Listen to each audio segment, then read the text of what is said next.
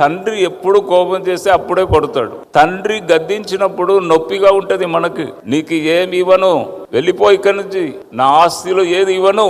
ఒక్కొక్కసారి తండ్రి కోపం చేసినప్పుడు మనకు చాలా బాధగా ఉంటది. ఈ రోజు ఇక్కడ వచ్చిన ప్రతి ఒక్కరిని దేవుడు చూసి ఏమంటున్నాడు తెలుసా?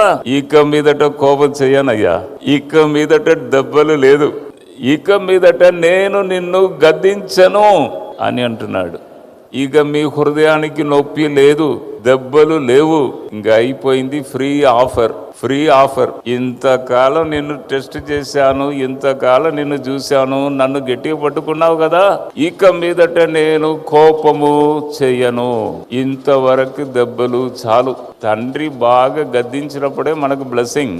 కానీ ప్రభు చూసి చూసి చూసి నా బిడ్డలు నన్ను బాగా గట్టిగా పట్టుకున్నారు కదా, ఇక మీదట నేను కోపం చేయను. కుడి వైపు ఎడమ వైపు నువ్వు వ్యాపించదవు.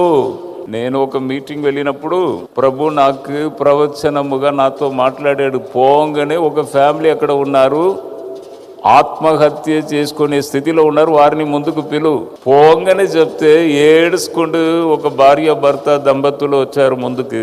ఇక ఈ మీటింగ్ అయిపోయినాక మేము కుటుంబముగా ఆత్మహత్య చేసుకోవాలని అనుకున్నాం సార్ అని అన్నారు. ప్రేయర్ చేశాను, ఎక్కడ ఛాన్స్ లేదన్నారు. ప్రేయర్ చేసి వచ్చేసాను.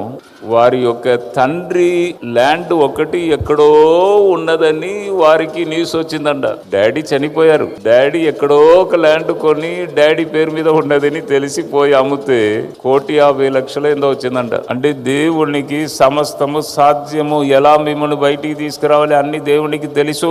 ఈ రోజు మీకు వచ్చిన వేడి ఇదే, నేను ఇక మీదట కోపం చేయను, ఇక మీదట నిన్ను గద్దించను.